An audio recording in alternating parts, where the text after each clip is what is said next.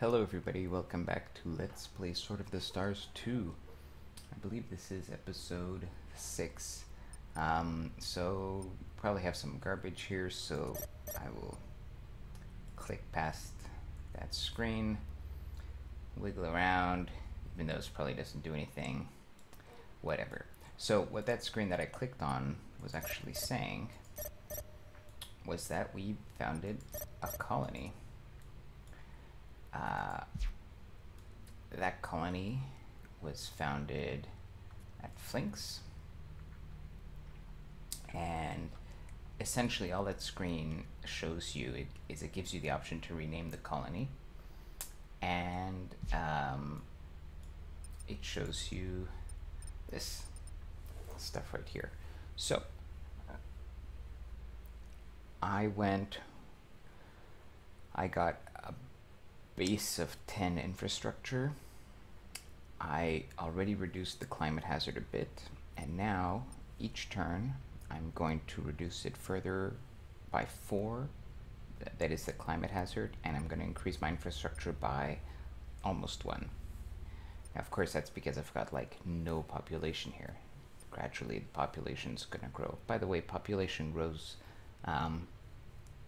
You can fit essentially 100 million per size is how many people you can fit by default.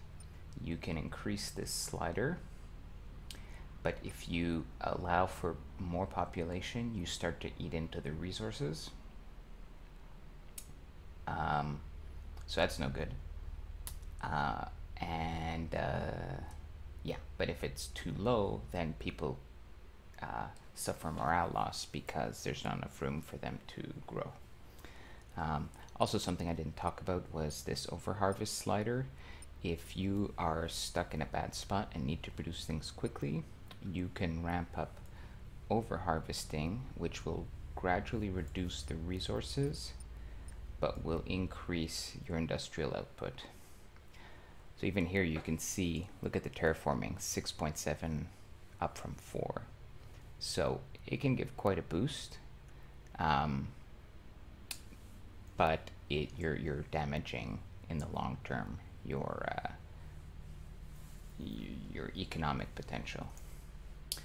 Yeah, so for now I'm just going to keep these balanced. We want to increase both of these.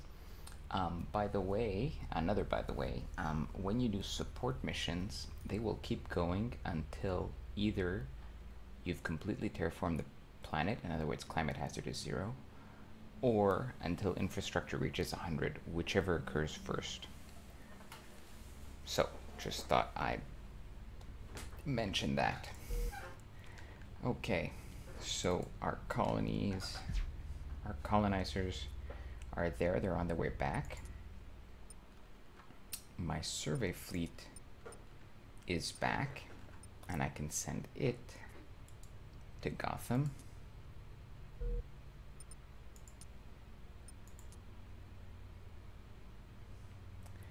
And next I'm going to return with survey information. So we're going to take that new gate ship, put it in with the gate fleet, kind of take the gate fleet, take the supply out because we probably won't need it. Now where to send it next? This is why the survey view comes in handy, because it's, well, actually it might not be easy for you guys to see the gray on black background, but I can see it. So Andor is empty.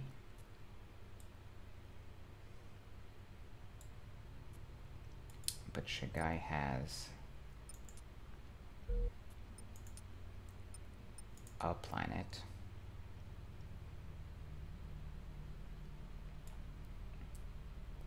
Now, I'm still definitely going to want to send a gate here, because for strategic purposes, it'll make my life much easier when I want to gate up to these guys here, like the Neb. I'm just looking at these, not many great systems out here. Deneb is nice. And we're going to start running into our neighbors soon. Ooh, Peck. Now that's a nice... the reason I say it's so nice is because look at that. 1, 2, 3, 4, 5, 6, 7, 8. And they're all just regular planets. In fact, that is so good. Well, actually, once second gate reaches Thundera, the next jump we'll make will be directly there, because that would be a great system to have. Alright.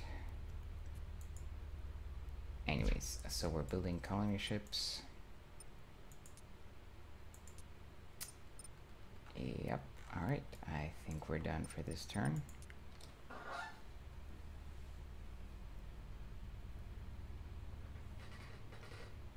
And my science station, remember it, it's been ready to be upgraded, but the next upgrade costs several 100,000 credits, and I'm barely making enough to fund my colony ships that I'm building now.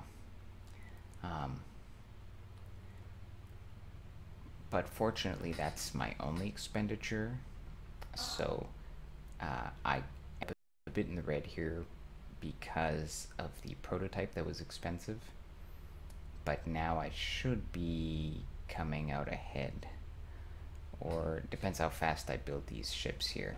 I'm not going to be making a lot of money quickly, that's for sure.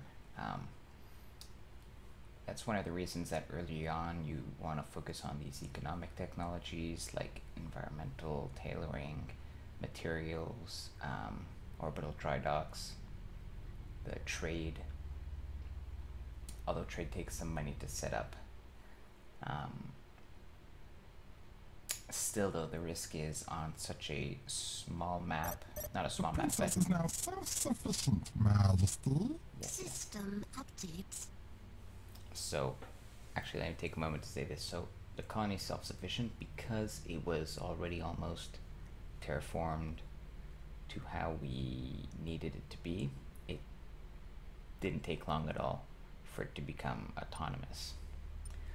Normally, I do continue support because the colony really needs help to get to a reasonable climate hazard to bring down the, or I should say bring up the income, bring down the development cost. But here this is like costing me nothing to keep this colony running, and I'd rather start colonizing is complete. the next one. Now, unfortunately, Gotham, it turns out, is useless to us. So that's unfortunate. Okay, we're going to add colonizers to there. Now, this is slightly buggy behavior.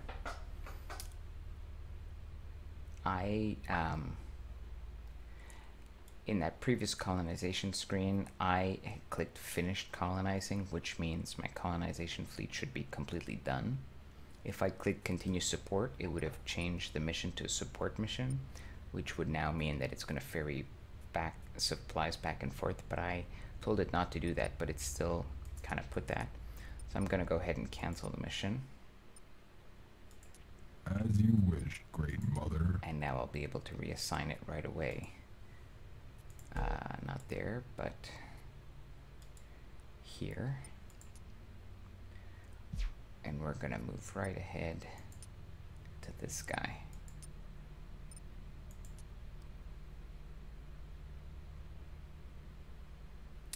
Now, The colony will be tended carefully.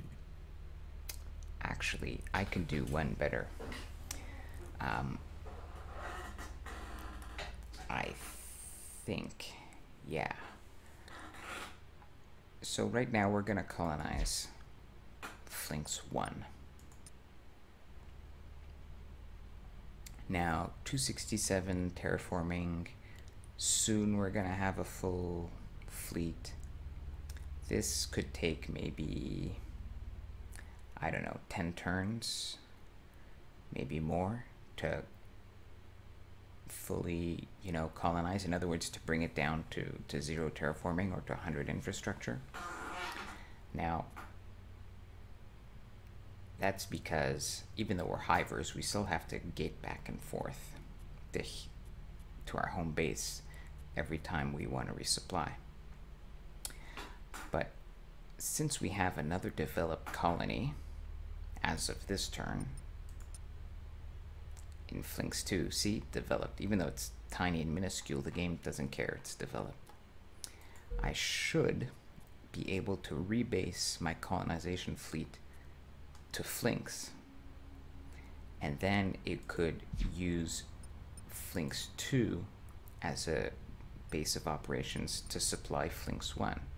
Even though, I mean, I was going to say in real life, but you know what I mean. Like, this is a pretty fledgling colony, but hey, it's developed. So by doing that, I would save the transit turns. However, I'm going to hold off. I'm going to wait until Psias, until my capital finishes building those extra colonizers, which will be 2 turns. I'll pick them up, incorporate them into the fleet, and then I'll cancel the mission that it's on, rebase them, and then continue the support from there. So that is the plan. Let's go ahead and put it into action.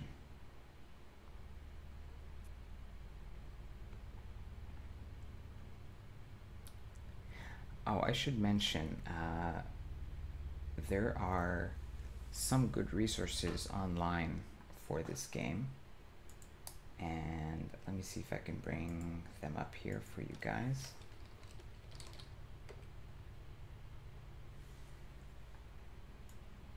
Let's see, I'm gonna try to make a browser window in here. Yeah. Okay, so I think you can see that.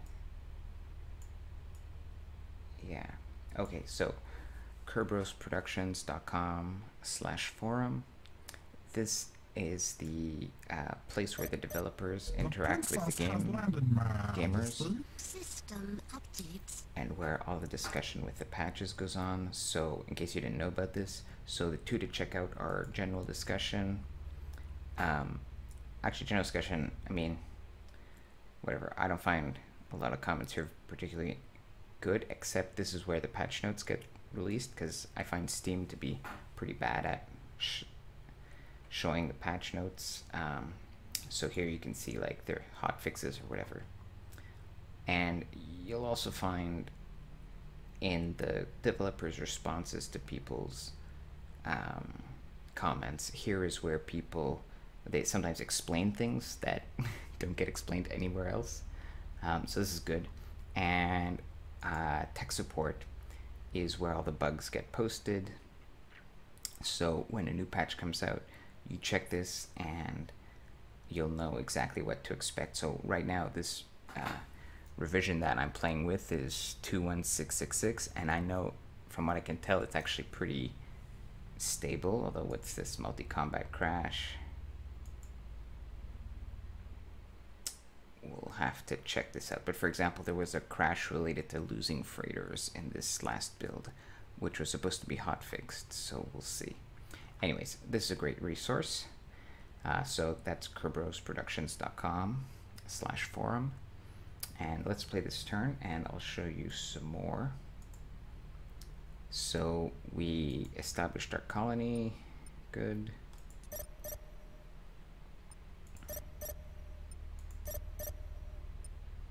We've got a new admiral. You get admirals for every planet you've got, every colony you've got, and also for large star bases. So the bigger your empire, the more fleets you can have, which makes sense. Okay, And next turn we'll be able to pick up all our ships, and then we'll rebase up there. And since we'll stop making ships, we won't be spending all that money making ships, so we'll let our economy, we'll be able to pay back our debts. Okay, let's end the turn. Another resource is the wiki. Hang on a sec.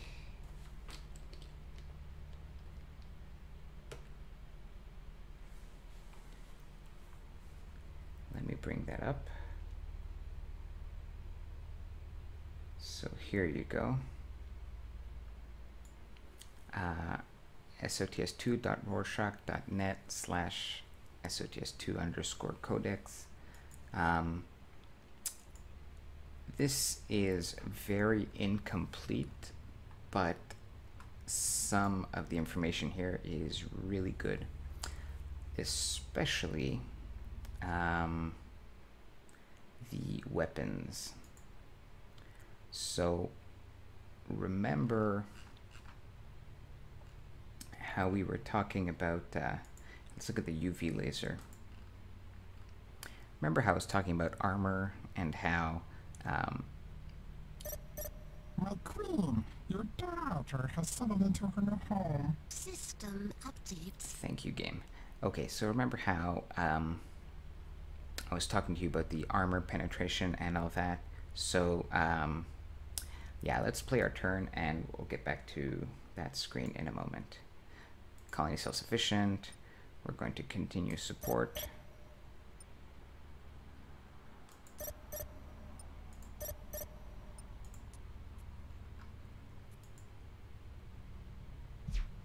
Actually, I lied. We're not going to continue support. We're going to rebase. Okay, so 1, 5 plus 3, that makes 1 and 8. So this fleet is full, 54 to 54. Cancel that mission. Yes, Majesty. I will abandon the mission. Relocate.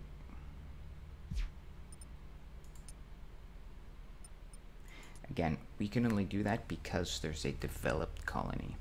If you... My sons and I will pack our few possessions. Sorry, I don't know how loud that guy is to me. He's really loud, so I don't want to speak when he's speaking. I should probably just turn his volume down. When you colonize a new system close to enemy territory, for example, be careful because you won't be able to relocate fleets there unless you've developed the colony, which can take several turns. Okay, we've gated Thundara. Let's survey it.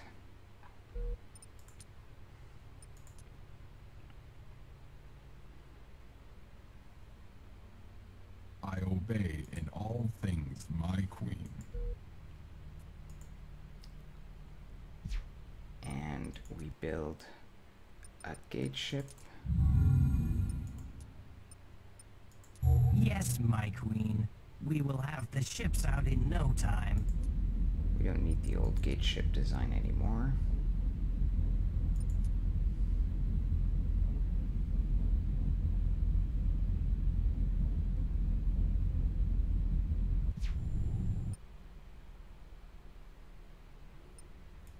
Okay, that'll be ready next turn, and we're all set. Okay, weapons. Shoot, come here. Okay, so,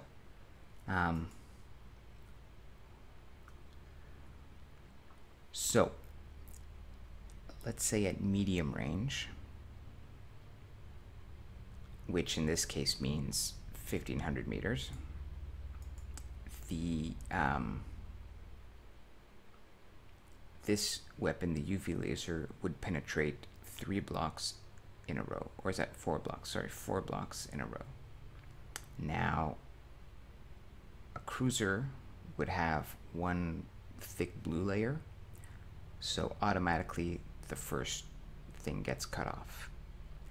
Now, imagine a Leviathan has 3 blue lines, so at long range, this weapon actually does no damage to a Leviathan.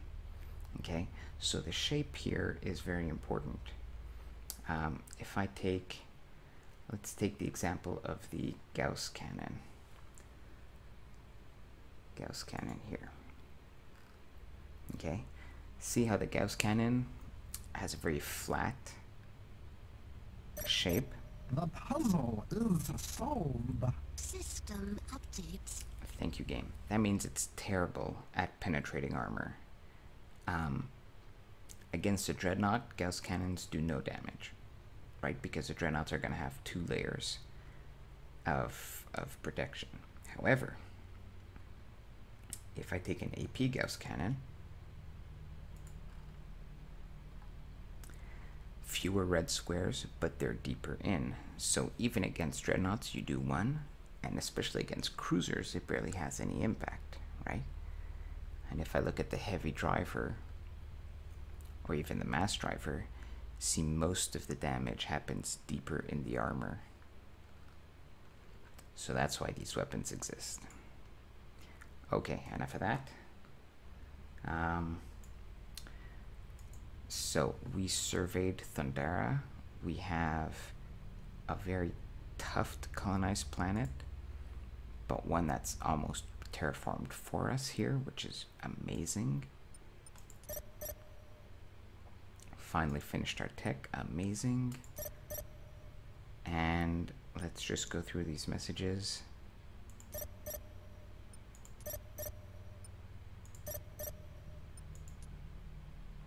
Okay, let's wrap up this turn and then we'll call it a video. So, gate ship that we had built goes to Peck. It's going to take 20 turns.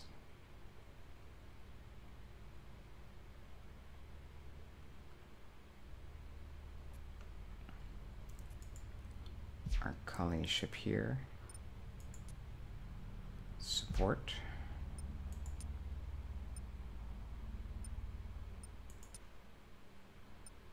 Confirm.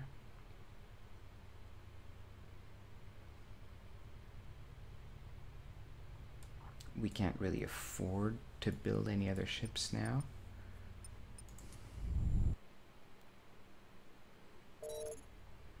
Start on a new tech. Industry. Notice we have, well, let's look at energy weapons. Every tech has 3% bonus because of my station. In addition, each of the 2 modules I've installed gives an additional 3%, so I get 9% bonus. 17 turns. We are honored to receive funds, Majesty. We will find the answer. Okay, and we are done for this turn. I will see you in the next episode.